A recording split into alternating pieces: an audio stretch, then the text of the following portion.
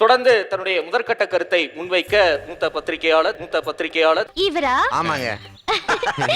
திரு செந்தில்வேல் அவர்களை பேச அன்போடு அழைக்கிறேன். எல்லோரும் தயாராக இருக்கிறீர்களா? இருக்கிறோம் அண்ணா.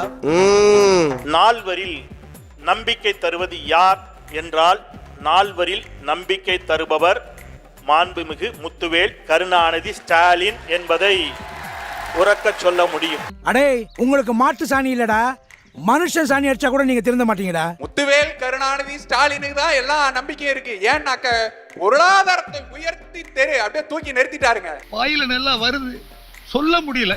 எப்படிங்க நிறுத்தினாரு? என்கிட்ட BMW வந்துருச்சு, என்கிட்ட மாட மாளிகை வந்துருச்சு, என்கிட்ட கூட கோபுரம் வந்துருச்சு. எப்படி தெரியுமா?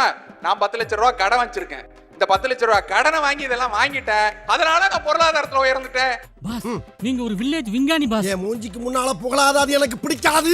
பாஸ், நீங்க ஒரு வில்லேஜ் விஞ்ஞானி பாஸ். 2021 எடப்பாடி பழனிசாமி அவர்கள் தன்னுடைய ஆட்சி காலத்தை நிறைவு செய்துவிட்டு விலகி வெளியேறி அவர் செல்லுகின்ற பொழுது தமிழ்நாட்டினுடைய பொருளாதாரம் 0.07 அதை உயர்த்தி 11.19 விழுக்காட்டுடன் இந்தியாவிலேயே முதன்மை மாநிலமாக தமிழ்நாட்டை கொண்டு வந்து காட்டியிருக்கக்கூடிய காரணத்தினால் ஸ்டாலின் நம்பிக்கைக்குரியவராக இருக்கிறார். 4.5 லட்சம் கோடி கடன்ல இருந்து 9 லட்சம் கோடி கடன் வரைக்கும் கொண்டு வந்தது இந்த ஆட்சி தானே. என்ன சிரிப்பு ராஸ்கல், என்ன சின்ன பிள்ளைத்தனமா இருக்கு. கலைஞர் 2011 விட்டுட்டு போகும்போது கடன் எவ்வளவு தெரியுமா? அதன் பிறகு 4 வருஷத்துல அம்மையார் வாங்கின கடன் எவ்வளவு தெரியுமா? ஆனா இந்த 5 ஆண்டுகள்ல எவ்வளவு வாங்கப்பட்டது? நம்ம சுதந்திரம் வாங்கினதுல இருந்து நம்ம திராவிட முன்னேற்ற கழகம் ஆட்சிக்கு வர்றதுக்கு முன்னாடி வாங்கினதை விட இப்ப அதிகமா வாங்கி வச்சிருக்கமே. 4,74,000 கோடி கடன் இந்த 5 ஆண்டுகள்ல வாங்கப்பட்டிருக்கு. இதான்டா திமுக, இதான் திமுக, மறந்துடாத. திராவிட மாடல்னா என்னன்னு கேட்கிறவங்களுக்கு இதுதான் பதில். இந்தியா டுடே சி ஓட்டர் கருத்து கணிப்பு சமீபத்தில் வந்தது. முத்துவேல் கருணாநிதி ஸ்டாலின் தலைமையான திராவிட முன்னேற்ற கழகத்திற்கும் 2ஆம் இடத்திற்கும் 12%. எவ்வளவு சார்? 12%. அது சட்டமன்ற தேர்தலுக்கு உண்டான கருத்து கணிப்பு அல்ல, அது பாராளுமன்றத்துக்கு உண்டான கருத்து கணிப்பு. அது எப்படா நெஞ்சில கொஞ்சம் கூட ஈரம் இல்லாம இவ்வளவு பெரிய பொய் சொல்ற? அப்ப பாராளுமன்ற தேர்தலுக்கு உண்டான கருத்து கணிப்பை எப்படி நீங்க சட்டமன்ற தேர்தலோட பொருத்தி பார்க்க முடியும்? 12% அவர் சொல்றது வசதியாக உண்மையை தனக்கு சாதகமாக மாற்றி பேசுகிறார் ஸ்டாலின். அந்த 12% டிஃபரன்ஸ்ங்கிறது பார்லிமெண்ட் எலெக்ஷன், அசம்பிளி கிடையாது அப்படின்னு போட்டு கொடுத்துட்டானா? உண்மை பூரா சொல்லிட்டாங்க.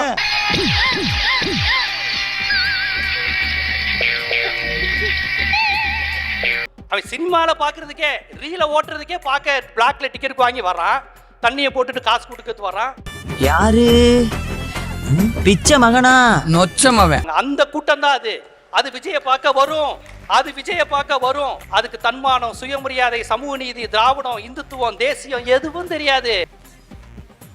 கண்ணாடி சார், அது கொள்கைனா என்ன, லட்சியம்னா என்னன்னு எதுவுமே தெரியாம வெற்று கூச்சல் போடுகின்ற ஒரு கூட்டம் இன்னைக்கு தமிழ்நாட்டுல சுத்திக்கிட்டு இருக்கு.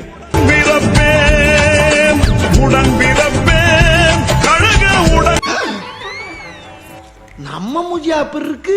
விஜய பார்த்துட்டேனே, நான் விஜய நேர்ல பார்த்துட்டேனே, பக்கத்துல பார்த்துட்டேனே, இப்படித்தான் அந்த கூட்டம் உருவாச்சு. ஜீவா, ஒரு சின்ன சந்தேகம். தமிழ்நாடு ரொம்ப பண்பட்ட மண், பெரியார் மண், இந்தியாவிலேயே ரொம்ப பக்குவப்பட்ட முற்போக்கான மண்ணுன்னு பெருமிதமா பேசுறீங்க.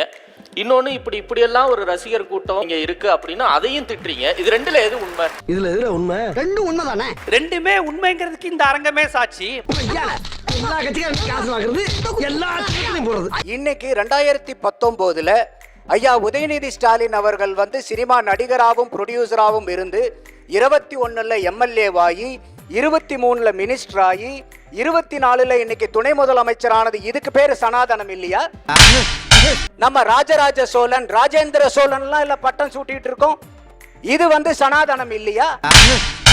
நீ கேட்ட ஒவ்வொரு கேள்வி என்ன செருப்பால அடிச்ச மாதிரி இருக்குடா. மாதிரி இல்ல, உண்மையிலே செருப்பால தான் அடிச்சது. மேடையிலேயே பொன்முடி ஐயா ஒரு அம்மாவை பார்த்து, ஏமா நீ எஸ்சி தானே, நீ எஸ்சி தானன்னு பொன்முடி ஐயா கேட்டதுக்கும் ஆராசாவை நீங்க பெரம்பலூர்ல இருந்து நீலகிரி தூக்கி போட்டதுக்கு என்ன சார் வித்தியாசம் இருக்கு? எங்க இருக்கு உங்களுடைய சமூக நீதி? போதும். எங்க இருக்கு உங்களுடைய சமத்துவம்? எங்க இருக்குது உங்களுடைய பெண் உரிமை? இன்னைக்கு தமிழ்நாட்டுல பெண்களுக்கு பாதுகாப்பு இல்லாத மாநிலமா இருக்கு. போக்சோல 6,999 மகளிர் பாதிக்கப்பட்டிருக்காங்கன்னு 104 கோடி நஷ்டஈடு கொடுத்திருக்கீங்கன்னு மேடையில பெருமையா அனௌன்ஸ் பண்றீங்க. இது பெருமைப்பட வேண்டிய விஷயமா? சிறுமை இல்லையா இது?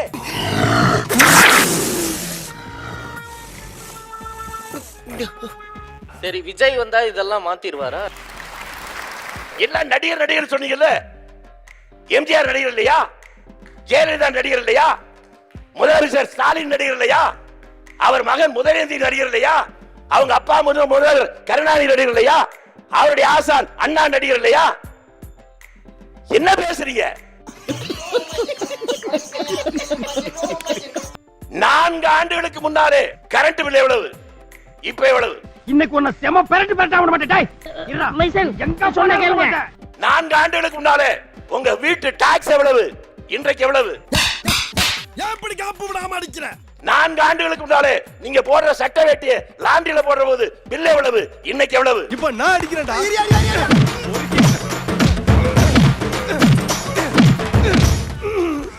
வெறும் 4.5 ஆண்டுகள்ல 5 லட்சம் கோடி புதிதாக கடன் வந்திருக்கு.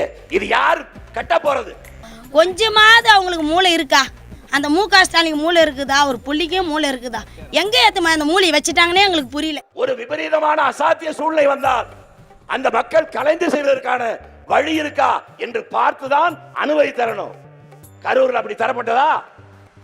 அது இயற்கையாக நடந்த கொலை அல்ல. நான் இங்கே பகிரங்கமா சொல்றேன், சில பேருடைய வக்கர புத்தி அதனால் நடைபெற்ற படுகொலை. இடம் சரியில்லை, கிளம்பிட வேண்டியதான். கூட்டத்துல பச்சை சட்டக்காரன் எஸ்கேப் ஆகுறான். போனா ரத்தம் கட்டிச்சான். புதிய சிந்தனையோடு, புதிய வடிவத்தோடு, புதிய ஆட்சி எல்லோரும் மகிழ்ந்த வகையிலே வர வேண்டும். எல்லோரும் மகிழ்ந்த வகையிலே வர வேண்டும். நம்பிக்கைதான் வாழ்க்கை, அது பழையவர்கள். எல்லோரும் மகிழ்ந்த வகையிலே வர வேண்டும்.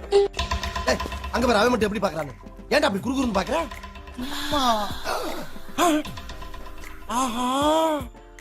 அவனா நீ? இளம் விதவைகள் அதிகமாயிட்டாங்க இல்லையா? இங்கே மொத்த இந்தியாவிலேயே இளம் விதவைகள் தமிழ்நாட்டில் தான் அதிகமா இருக்கிறாங்க.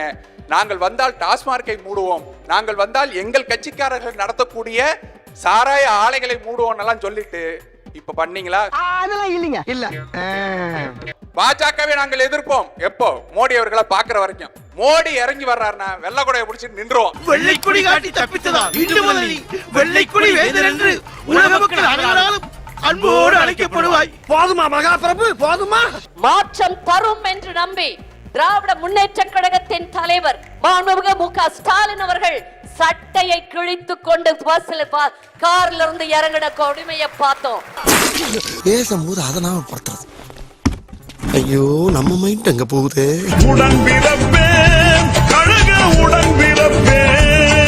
எங்களை எல்லாம் அங்கிருந்து குண்டு கட்டாக தூக்கி அடித்து உதைத்து ஷூ காலால் மிதித்து ஒரே குஷ்டமப்பா. குஷ்டமா? இது கஷ்டமப்பா.